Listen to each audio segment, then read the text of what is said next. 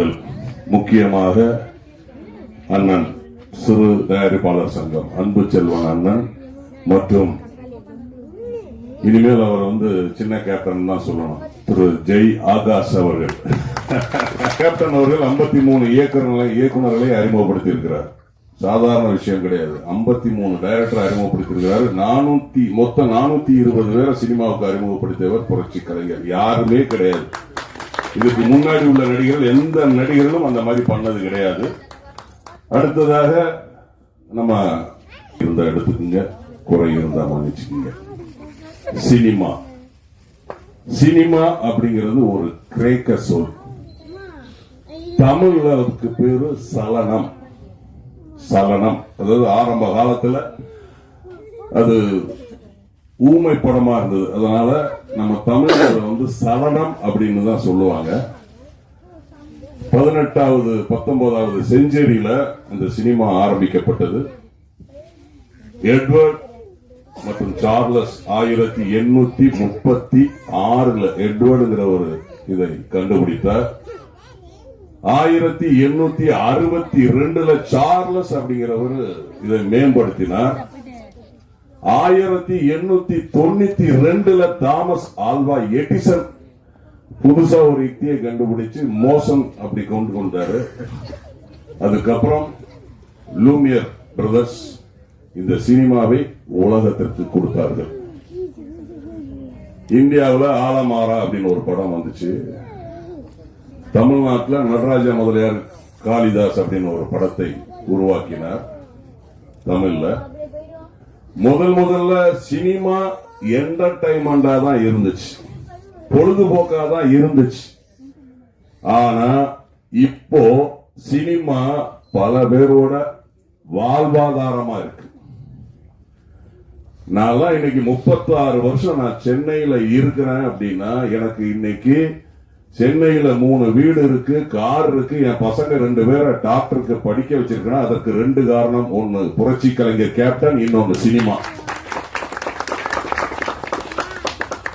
இந்த சினிமா சாப்பாடை தான் நான் இன்னை வரைக்கும் சாப்பிட்டுட்டு இருக்கிறேன். ஏன்னா என்னுடைய தந்தையார் அவர்கள் சினிமா தியேட்டர் வச்சிருந்தார். 25 பைசா டிக்கெட்டு, தர டிக்கெட்டு, 50 பைசா பெஞ்சி டிக்கெட்டு, ₹1 சேர் டிக்கெட்டு. சின்ன வயசுல இருந்தே நான் அந்த சினிமாவில் உள்ள வந்துட்டேன். சினிமா தியேட்டர்ல டிக்கெட் கிளிக்கிறதுல இருந்து, வால் போஸ்ட் ஓட்டுறதுல இருந்து, ஆபரேட்டர் வேலை பார்த்ததுல இருந்து, கிளீன் பண்ற வரைக்கும் எல்லாமே நான் பண்ணிருக்கேன். அப்பெல்லாம் பிலிம் அதை ரிவைண்ட் பண்ணி எல்லாம் பண்ணணும். இன்னைக்கு அது டிஜிட்டல் ஆயிடுச்சு. சோ சினிமாவில எல்லாம் கொஞ்சம் எனக்கு தெரியும். எல்லாம் தெரியும்ல, கொஞ்சம் தெரியும். அதனாலதான் சினிமாவை பத்தி யாராவது பேசினா, தப்பா பேசினா கோபம் வரும். சும்மா காசை வாங்கிட்டு சினிமா தெரியாம போய் சோசியல் மீடியால பேசக்கூடாது. செஞ்சுக்கிட்டு இருக்காங்க. கண்டென்ட் நான் உங்களுக்கு கொடுக்குறேன், கண்டென்ட் எடுத்துக்கங்க. சினிமா தெரியாம பேசிக்கிட்டு இருக்கிறாங்க. மாஸ் மீடியா சாதாரண விஷயம் கிடையாதுங்க. சினிமாங்கிறது, சினிமாவை வச்சு ஆட்சியை பிடிச்சவங்க எத்தனையோ பேர் இருக்கிறாங்க தமிழ்நாட்டில், ஆந்திராவில். அவ்வளவு பவர்ஃபுல் மீடியா, மாஸ் மீடியா.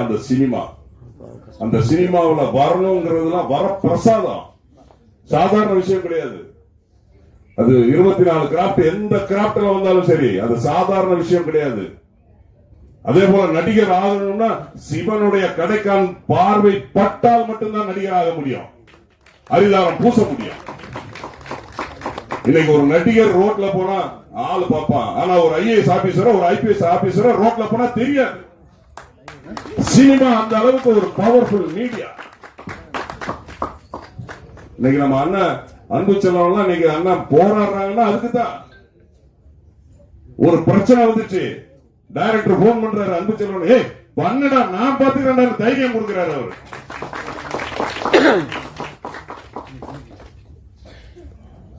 அந்த மாதிரி உறுதுணையா இருக்கணும். சினிமாங்கிறது அவ்வளவு ஒரு பொக்கிஷங்க. இதெல்லாம் நம்ம எல்லாம் இருக்கிறோம்னா அதெல்லாம் நம்ம எல்லாம் கடவுள் கொடுத்த வர பிரசாதம்.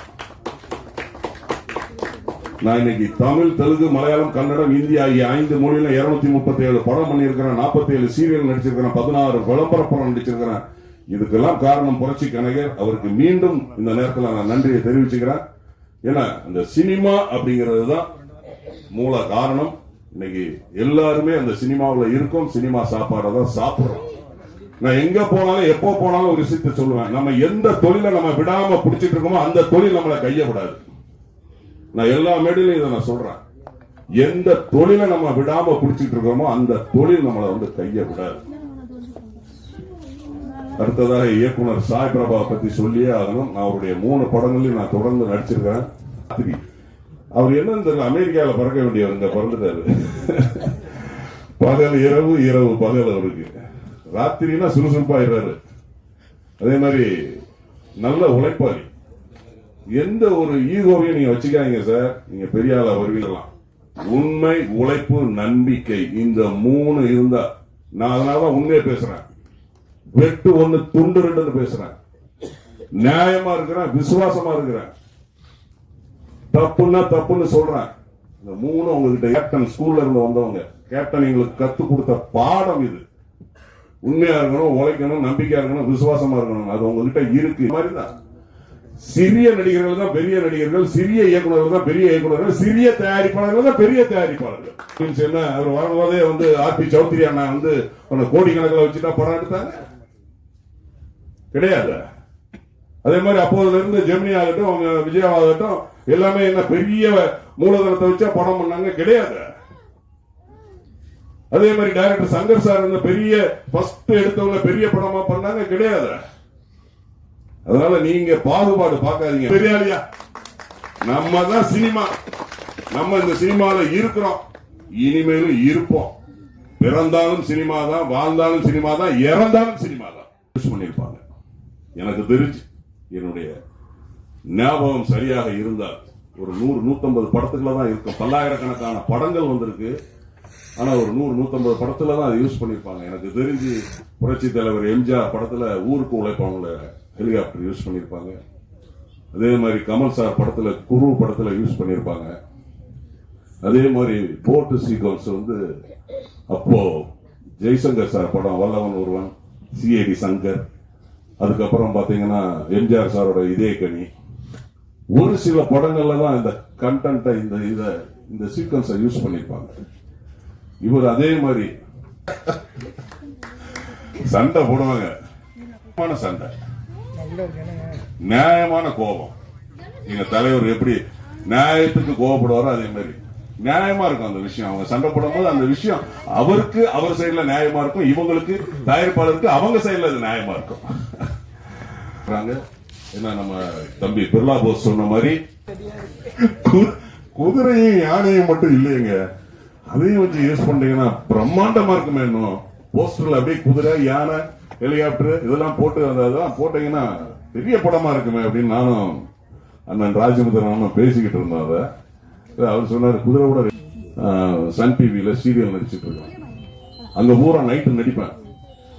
அடுத்த நாள் காலையில கார்ல வர முடியாது, நைட்டு ஃபுல்லாவே நடிச்சிட்டு காலையில 4 மணிக்கு பஸ் பிடிச்சி இங்க வந்துடுவேன், 8 மணிக்கு இங்க வந்துடுவேன், சீரியல் நடிச்சிட்டு திரும்ப இங்க இருந்து நைட்டு அங்க போவோம். ஆனா அவர் ரொம்ப வசதி, எனக்கு நைட்டு ஷூட்டிங் வச்சாரு.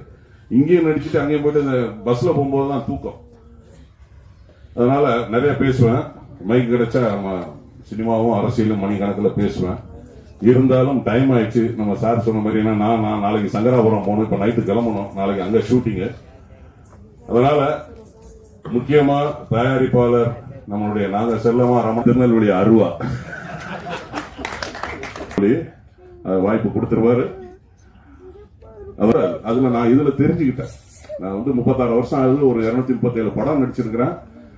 நாங்க அதை டிஸ்கஸ் பண்ணி அந்த 3 பேரும், நானு, பிர்லா போஸ் தம்பி, ராஜமுந்திரன் உட்கார்ந்து டைரக்டர் சொன்னதை எங்க சைட்ல நாங்க எப்படி, அதாவது அவரு தனியா பண்ணிட்டு போலாம், அவர் பேர் எடுக்கலாம், ஆனா சீன் நல்லா இருக்கணும், சீக்வன்ஸ் நல்லா இருக்கணும், கதையோட அது வரணும் அப்படிங்கறது 3 பேரும் நாங்க டிஸ்கஸ் பண்ணி ஒரு தடவைக்கு 4 தடவை நம்ம வந்து டிஸ்கஸ் பண்ணிட்டு அதை வந்து டயலாக் எல்லாம் வச்சு பேசி பேசி பேசி மானிட்டர் பார்த்து அது ரொம்ப அழகாக அதை வந்து நாங்க வந்து டைரக்டர் குறை இருந்தா மன்னிச்சுக்கீங்க. வந்த அனைவருக்கும் என்னுடைய நன்றி கலந்த வணக்கம். மீண்டும் சந்திப்போம். வணக்கம்.